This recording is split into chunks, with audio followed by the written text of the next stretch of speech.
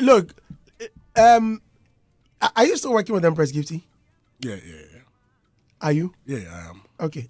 It was publicized she was supposed to appear on Nana McBrown's show. Yeah. What is he? Adam. Yes, I am.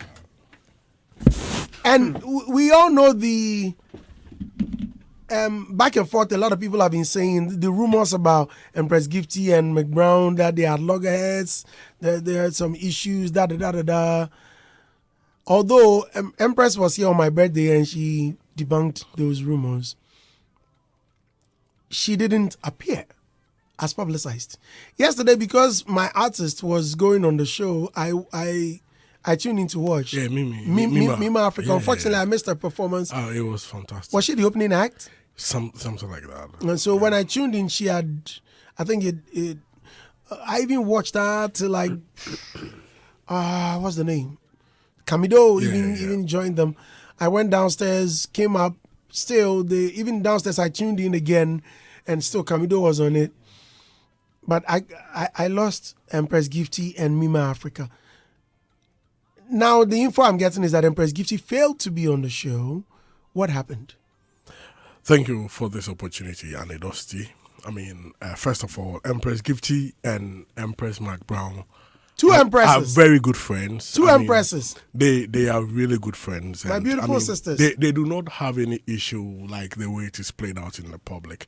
The Empress did not show up on the show not because of any malice. Yesterday, people saw her perform at the Thanksgiving ceremony of Despite's in-law. Just after the performance, she received a sudden call that the daughter had taken ill, and she's at a school in Akosombo. So, she didn't even sit after the performance. Those who were there, they realized that she rushed to the car and left to the Eastern region to go and see the situation. As a parent, you're a parent, and you cannot receive a call of your daughter taking ill at school and still go about your normal duties. So she went. And they even had to transfer the child to Tema. And Empress went home this morning just to go and change. In the process, she even lost her phone. So many people who are calling her were not getting to her, and they were calling me. I even had to call the husband. So this was why Empress couldn't show up. So as at 5:58, I called their production. She said, somebody called. I called their production. Who said somebody called? McBrown on the show. Oh, really? Yeah, it was me. I called their production around 5:58 to relay the information to them. What time does the show start? I think the show it opens around 6:30 there. Right. So but Empress would go on later, around 9. It closes at 10. So because I didn't want it to be a surprise, as soon as the information came, I relayed to them and let them know that, okay, this is the situation, so that they will know how to do it. But we were even still hopeful that she'll make it. The situation will be under control, so she makes it. So myself and one of the team members who normally backs her to sing, because she was going to sing on the show. You sing? No, a team member who backs her to sing. I went with him to the show because we thought that, okay, it could be under control for her to come. So I didn't want a situation she will come and that person is not there. Aid. Okay. So I went there with him and we sat. Then it was even when the show was almost closing that we left. It wasn't by any malice. We've heard a lot of, people propounding theories and, giving the reason. I'm coming. So if you watch clearly McBrown's video where she apologized to the fans and said she was told she had an emergency, but they've not been told what it was. She later even said that they wish her, whatever the situation is, she wishes her luck. This was the situation.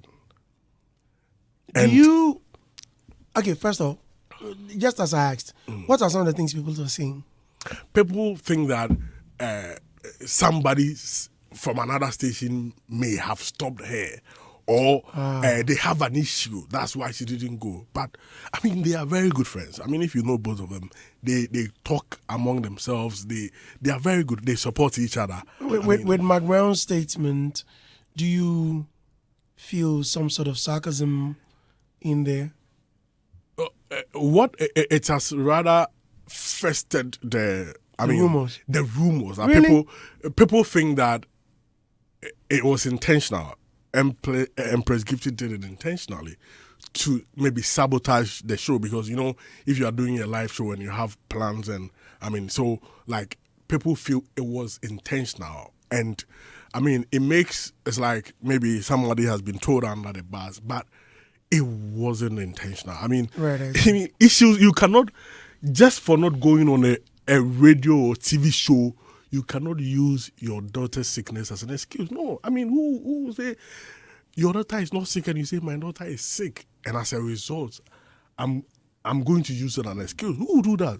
Oh, well, some people use even use accidents. But other stuff. Who will do that? You understand? And so how is the daughter now? She's better. She's been transferred to Tema, and she's responding to treatment. Thank God. She's been through a lot. Just last week, the mother wasn't well. She was admitted at the hospital. But on the public, you just have to ensure you do things. And just after that, this has happened. So it wasn't by any malice. We apologize to, the teaming viewers who were really waiting to see her on your TV, United Showtime viewers, and Empress and Mark Brown's viewers who were eager to see both of them. But it was just sudden turn of events which made it happen. Okay, because of time.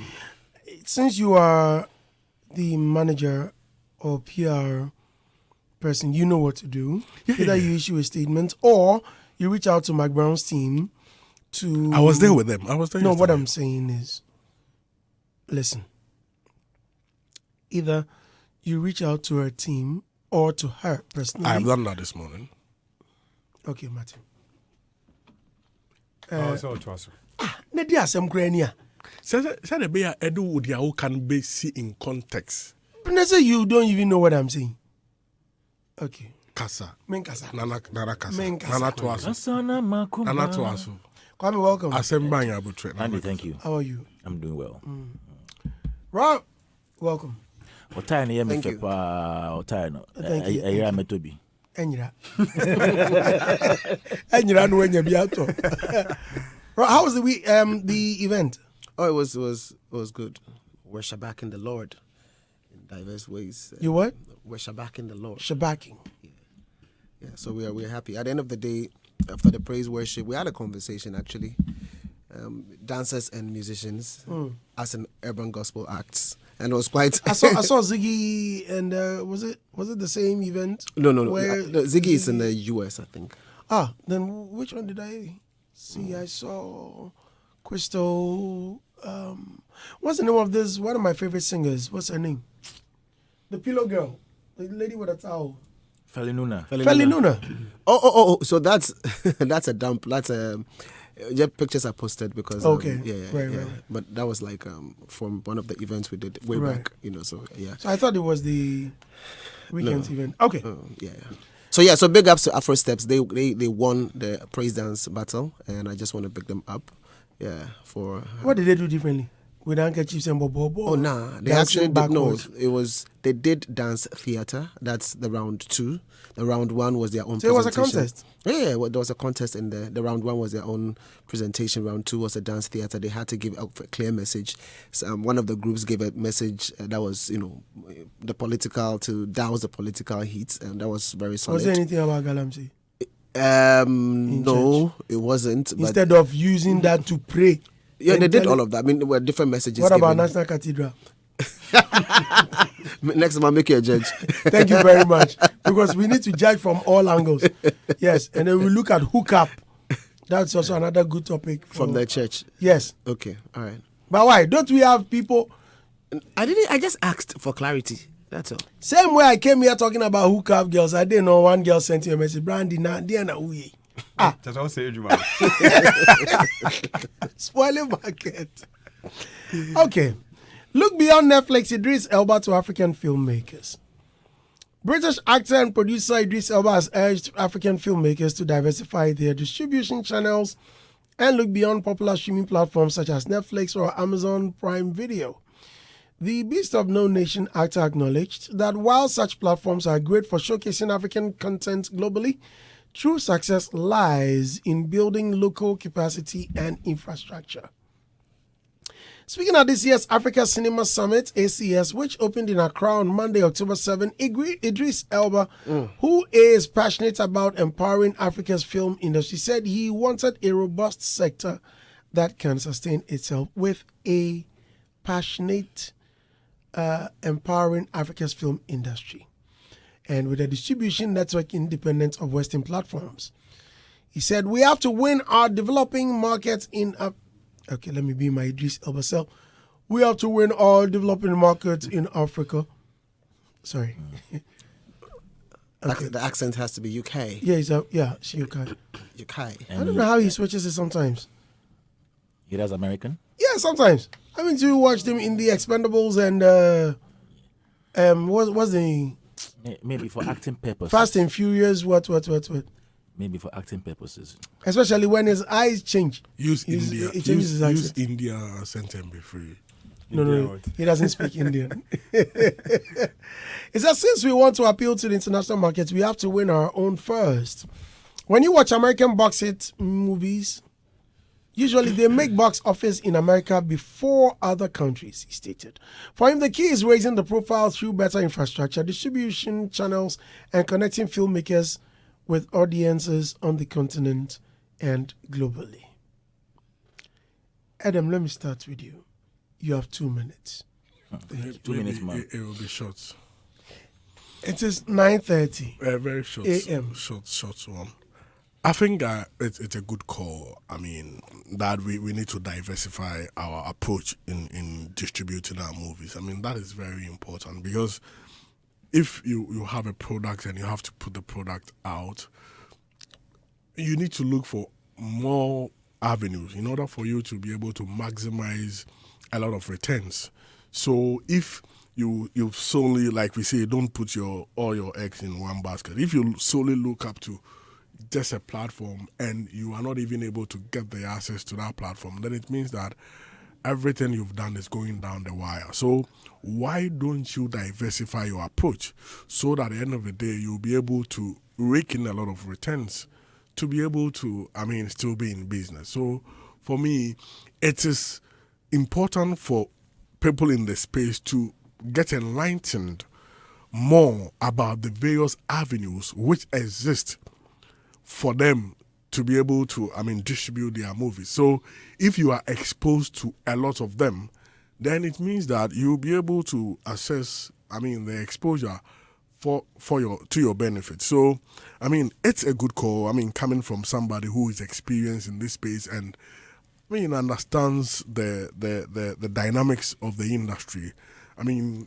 Producers should do themselves well by getting exposed to most of them. And at times too, the other time I was speaking, Peter Sedufia was speaking at a program, and he was saying that at times there is a gap there is that distribution gap in the space. And they were even suggesting that a school like NAFTI, aside teaching people how to shoot movies, do this, there should be a course which will deal with distribution.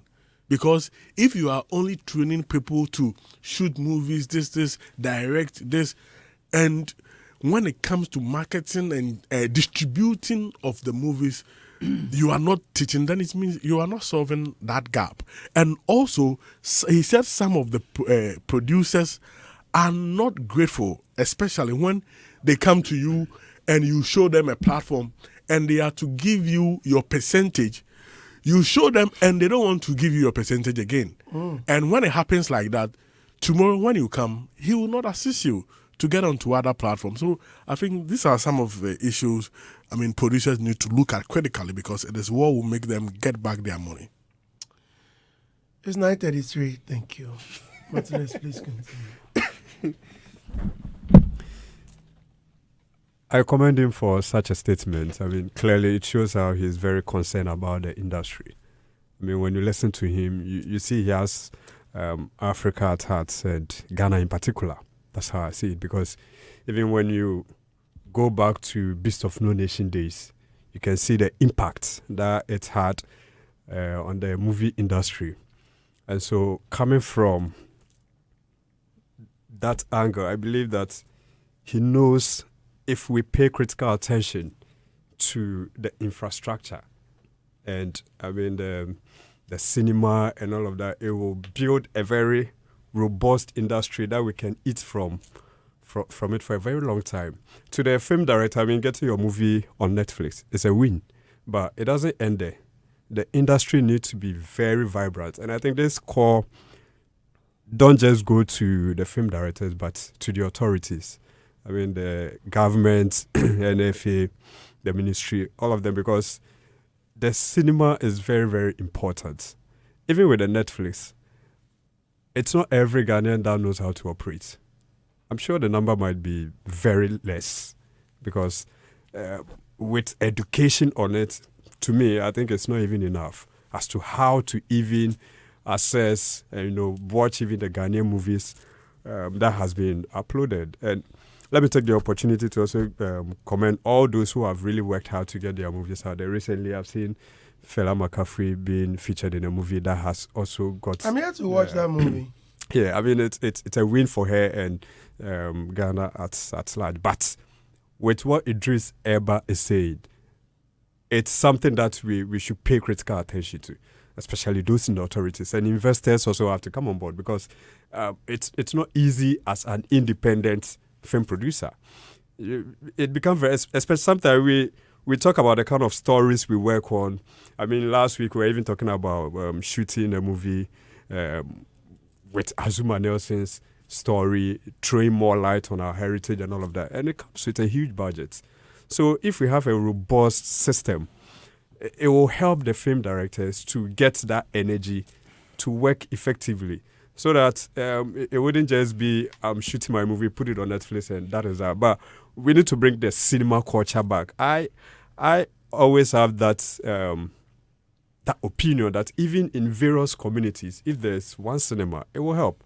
I mean, Sunday afternoon, people can just go in there and watch movie and have good time. And it will put money in the pockets of the producers and the actors as well. So what he's saying, it's a very good call, and that doesn't mean he's condemning those who are targeting Netflix also, but in general, to help build the industry at large. Okay, Rob. Yeah, Kwame. I was going to say Kwame. So, I mean, the call is fantastic. If you, the article has got quite a number of things that were highlighted from him or by him, which I think that if we probably delve into, they are all areas of conversation or concerns that we can talk about. In there's something about quality. In there's something about the fact that the equipments being used internationally are also available and people need to be able to start using them just so that we can meet international standards. In there he talks about infrastructure. In there he talks about development and strategic infrastructural building because Africa is a developing phase, and if you're looking at Netflix, then it's more like everybody's looking at the same platform, and what are we doing with respect to we taking care of our own before, just so that people don't take advantage of us and all of that. And quite a number of things he mentioned in there, and I must say that whoever shared that particular information in terms of the write-up, the person captured the essence of what he said, and I think it's fantastic. I was able to go and listen to some of the sessions, and I think that even in the light of that particular call, there are some extensions that I heard when I went there, and I just want to call it out.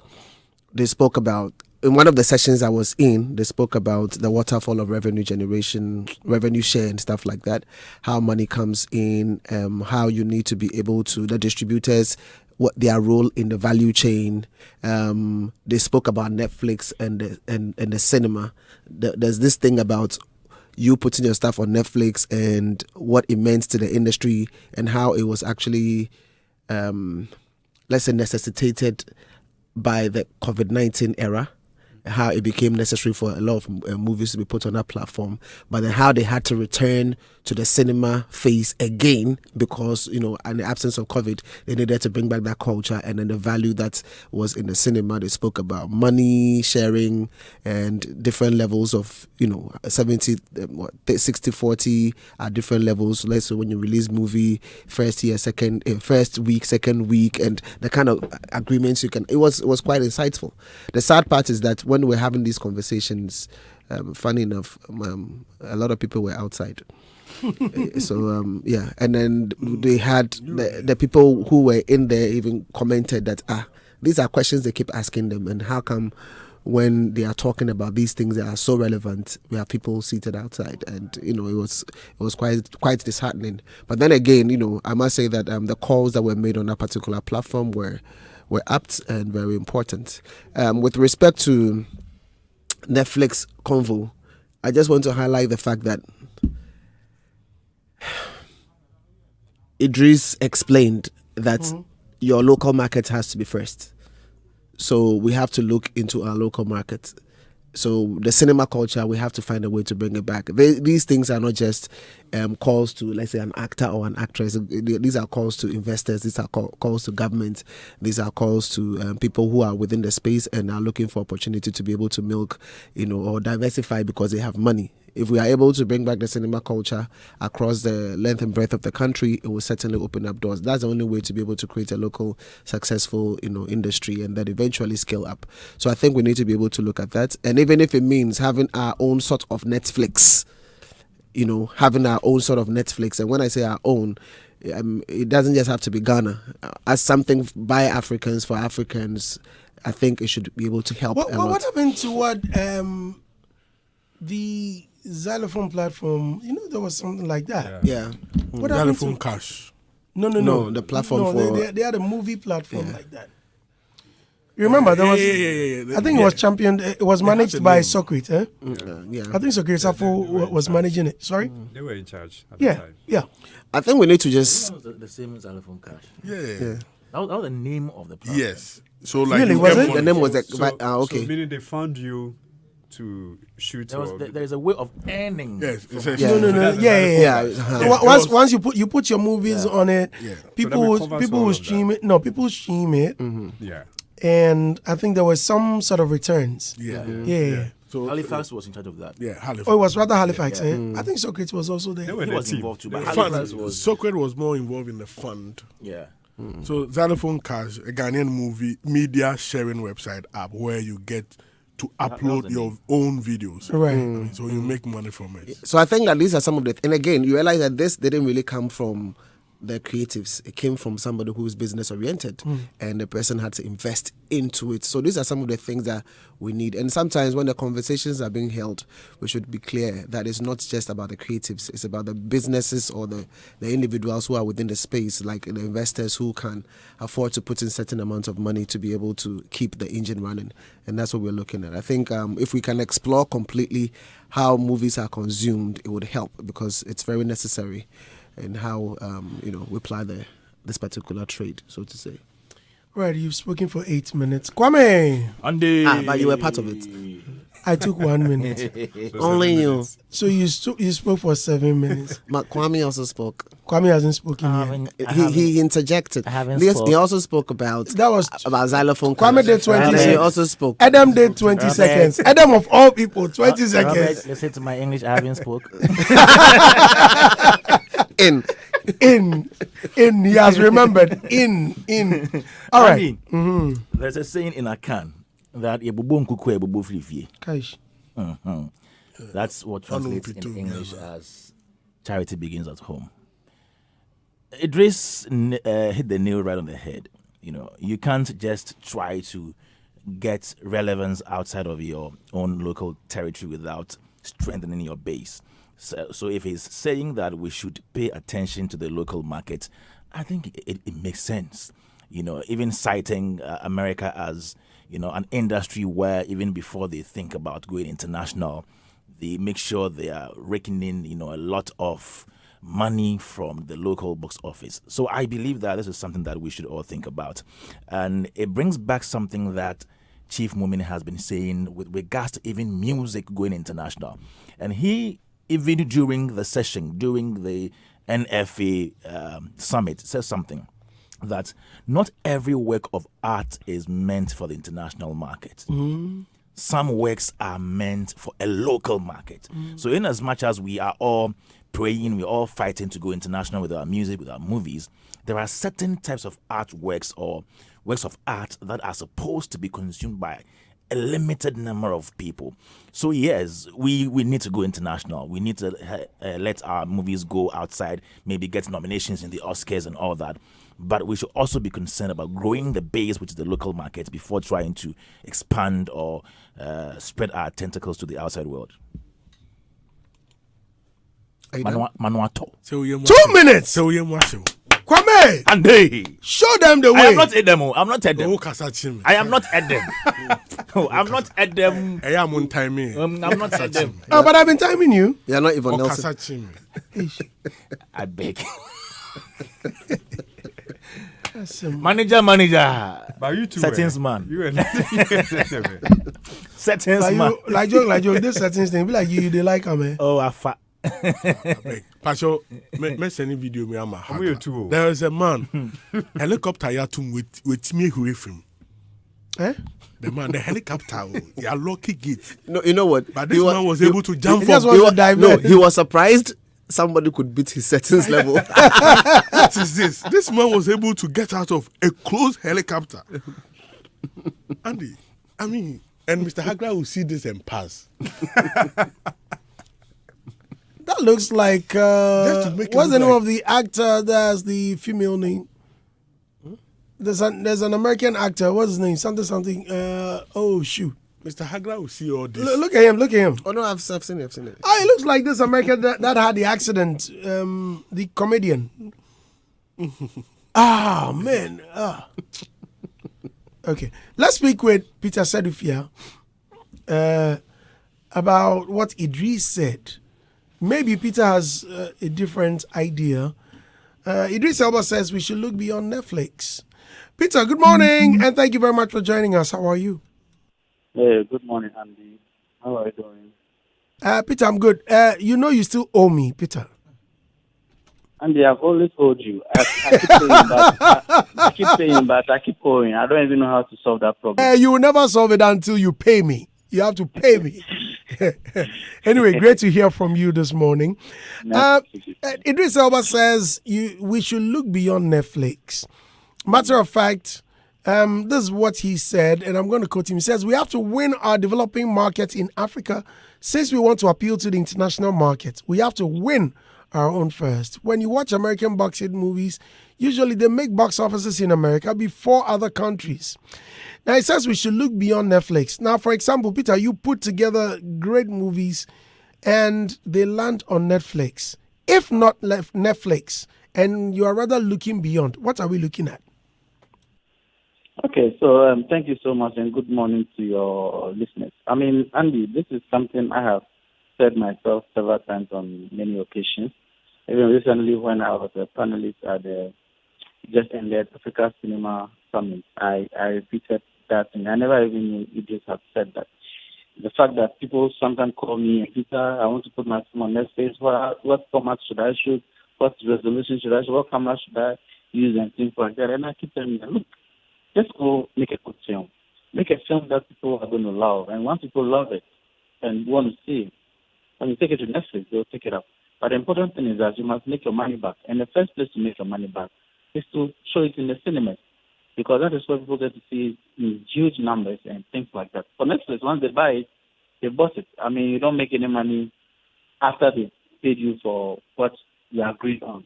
But the cinema, you can make a lot of money and then still go and sell it to Netflix. So why would you want to make a film and your focus is Netflix and Netflix? And when you sell it to Netflix and they take it on, you cannot release it to the cinema. The thing that once it goes on the digital platform, it can come into the cinema. But when it goes into the cinema, it can go into the digital platform.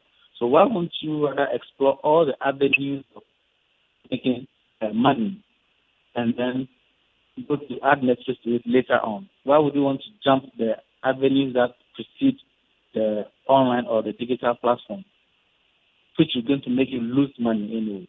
And so that has been my advocacy, that people look beyond just Netflix. Like I did a film, I shot a series in 2016. I acquired that, I think, 2 years ago. Look at how long it's taken. That film has showed in the cinema, it has shown on even what do you call it, television, and money from there and things like that. But they still took it. So it means that once the content is good, it doesn't expire. So why would you want to focus a fresh content? And that, of course, unless Netflix is paying you for it as an original, like you are making it for them and it is theirs, and so they're paying you huge sum of money. Or right after making the film, they said, "Oh, we are adopting this film and we are paying you so much," and you calculated everything and realized that how much you make from the cinema is not going to be, it can't compare to what you are going to be making from Netflix. So you take the Netflix offer. That's a different conversation. But for us, you know how much Netflix offers for acquiring the rights to a film to show for 2 years or say 3 years, and you want to take it and forgo the theatrical release, which could make you another money, or the airlines, which could also make you extra money and things, then you are in the wrong business. Oh, well, Peter, it's good you've mentioned these, but for educational purposes, how do they contract Ghanaian filmmakers? We hardly see this, that Ghanaian filmmakers shoot Netflix originals, or is there anything like that? No, so Netflix, they just like every business, they have their own vision, mission. They have their short-term goals, medium-term, and long-term goals. For now, what I know for a fact is that Ghana is not in their immediate goal of original. Why is it so? Is it because of low subscription? Yeah, low subscription. I mean, wow. Because it's a lot of money they pump into the originals, and so they need to make the money back.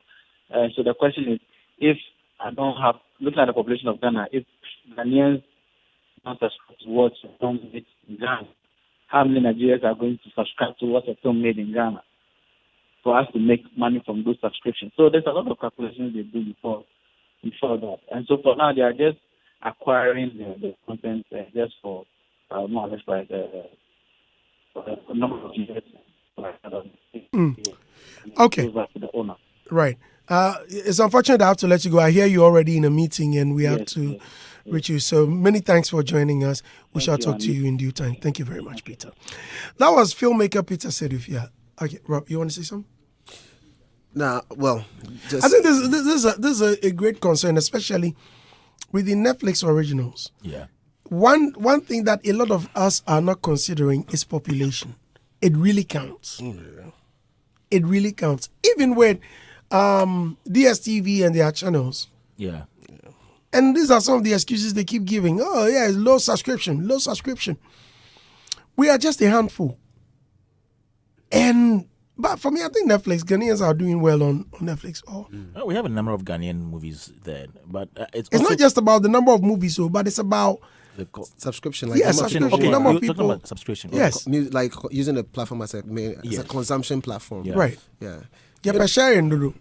Yeah, well, but how you could do?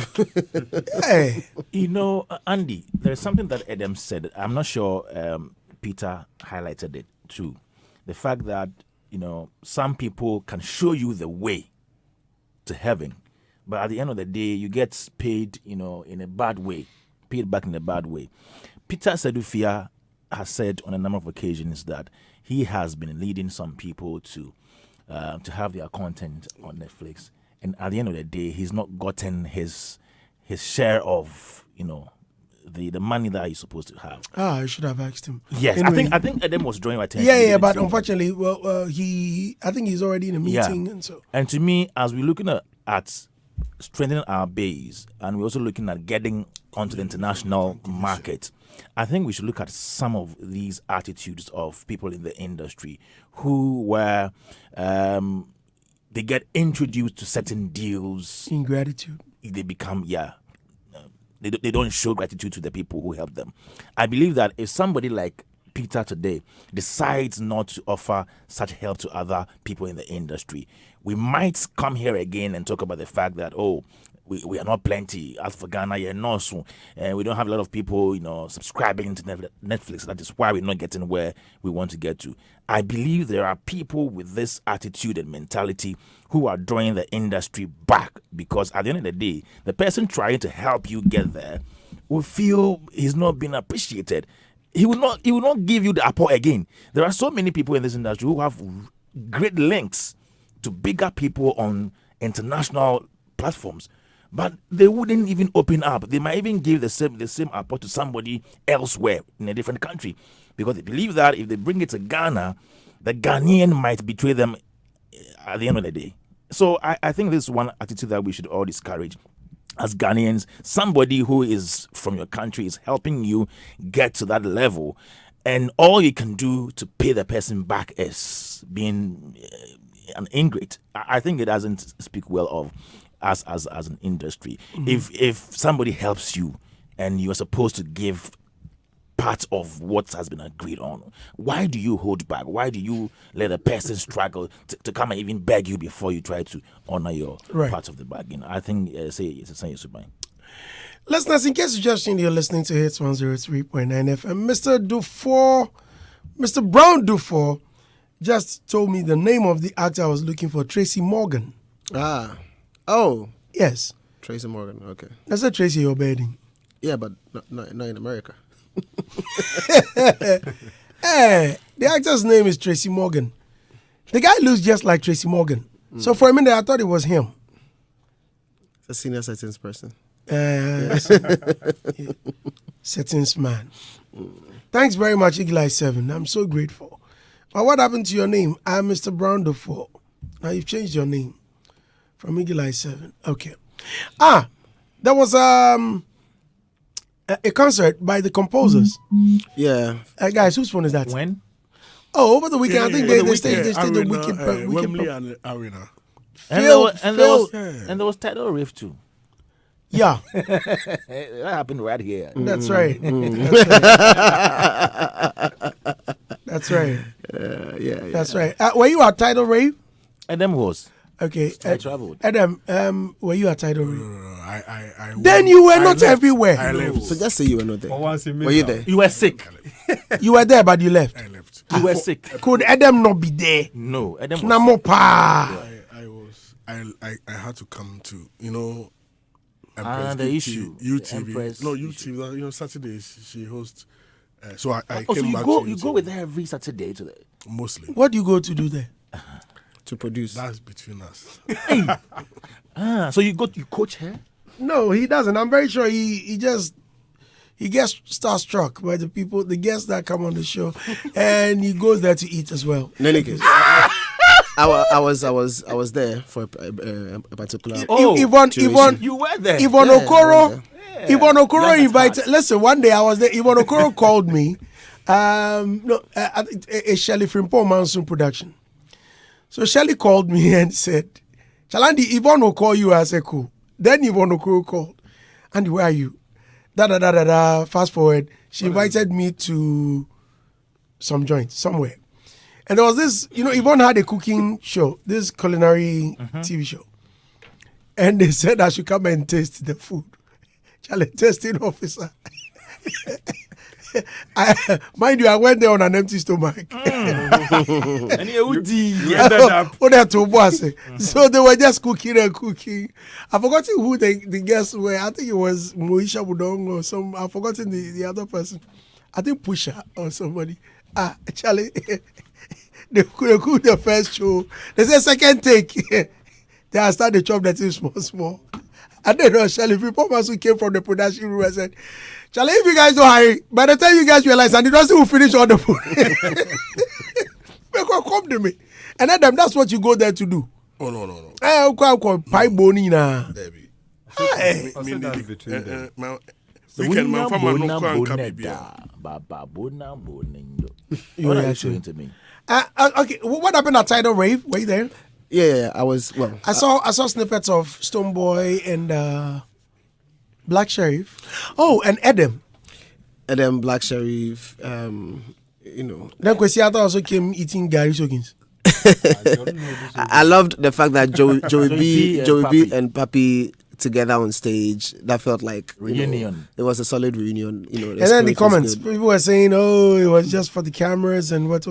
Even if it's just for the cameras, they were there. They were there together. That's it. And it was beautiful. These two together. It's always something else, and it's always been like that from day one, So basically, me seeing them together on stage, I was excited. Heard Joey B trying to check on him. I think Papi was getting on his usual rants, and Joey said, "Oh, Papi, stop that!" It was just an exciting sight to behold. Gary showcase for that. Yeah, it was very good. He's gone back to his days. Yeah. I feel I'm rough. I should say the Granos days. Hold on, let me pick Savior. I'll get back to you because. All right, Adam, you were on the phone. I mean, there's something lovely I like about Tidal Wave. I mean, they've been able to create a very huge database that they on the low, like submarine approach, but they are even working. I mean, last time they asked me for some numbers so that they can send some accreditations to. So I sent them some numbers, including my number, and they have captured all those numbers in their database, and you keep getting messages. I mean, on the updates on the events, and they've really done well. And I mean, the kind of stage they put up and how they treat their VIPs, amazing. And Andy, I think for this, one of these days, you need to be there. I mean, how people dress to the event. You saw things. Beach, the beach flavor. Oh my goodness. You loved it. Or it was not not what good? you are thinking, but I mean, You love it. Okay, what is he thinking? He's thinking that. You see the way everyone is quiet listening to you. No interjections. Go ahead. And I'm from India, Tally, a man dressing camera. Emma, it was so looking the part. It's a beach event. Oh my goodness. So there was nothing like suit. Oh, and the door still be lost. Oh, no. Yeah, bet you crowd. I saw things. We saw you at EDM. You were not wearing videos, suits. I saw things. EDM. You were not wearing suits. Drink Music Festival. Yeah, exactly. That's So- also coming out. Yeah. So you were not wearing a suit. Tomorrow we have to discuss EDM. Ghana girls, they know what's up. Adam, were you at EDM last year? No. Oh, you this lost. year for camera. I be food This day year there. I Food day. Did you why? The thing is, eat, drink, music. Mayor fasting for like 1 week. There was a lot of food. Hey, enyane. Charlie, plenty. My children, they ate to the extent when I was taking them away, especially the little one. Coming from Oh, you my boy, she born to the extent. But Bring them top. No, sometimes so I had to leave. I think I was leaving for work or something. Yeah.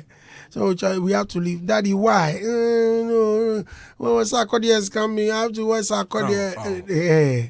They were not happy at all. Tomorrow we'll discuss it properly. Mind you, tomorrow, huh? I talk out. No, every show they there. I check. Reggie's watching was we ended up eating Reggie's watch. And look, there was some jollof. Charlie, he drink music. Yeah, that thing, Mensa and his team really they force. Yeah. Big gaps to them. Yeah. Tomorrow on Daybreak, we'll be hosting one of the protesters of the Stop Galamsey now, Okay. who was arrested. Lovely. Is it a Tomorrow, place? Okay. he will share his experience on how he was arrested and what he went through while he was in police custody. Okay. Is it Glenn? Glenn Sam Okay. is our special guest tomorrow. Lovely. I didn't know he was released. Released out, washed himself in front of the ocean. Really? Yeah. and But he be he's back in traditionalist his or something. place. Tomorrow you come and meet me here. Tomorrow if I come meet you, make him explain. And all those paints, I'm sure he was just, I think he went to the protest, painted himself, and so he had gone to the beach to wash the paint. Not for anything. Nah. I think that it's a ritual they usually do when they come out from cell. I'm not. But why must you go and wash yourself at the beach when you? They have a reason. So tomorrow when he comes here, no. Yeah, we have to ask him. Yeah. Guys, tomorrow 8 a.m. Will you be here? Oh yeah, I'll be here by 7:30. Says the person who works here. Robert, can you be here at 8? We'll try. Let me give you 8:30. Oh dear, 8:30. Oh dear, Mr. Now specifically. As for Kaswa, he always comes early by 6. Then he's here. Otherwise, he Charlie, cannot but be isn't here. it interesting? I mean, someone that lives at Kaswa. Yeah, but otherwise he Because cannot lives be there, here. That's why he comes early. There were times I was even coming at the same time, but I was just close. And when you lived close by. Just close. Some few meters away from here. Oh, okay. Yeah. No, but why do you leave? Okay, what time do you leave? Okay, What time do you leave home? I leave home 5. I wake up 4, leave 5. Hey. He doesn't. Okay, sorry. In fact, if you are not here, he can actually do your work. Obejao. Thank you very much for coming. Thank you, Andy Dusty. Thank you, Kwame Dazi. Thank you, Edem.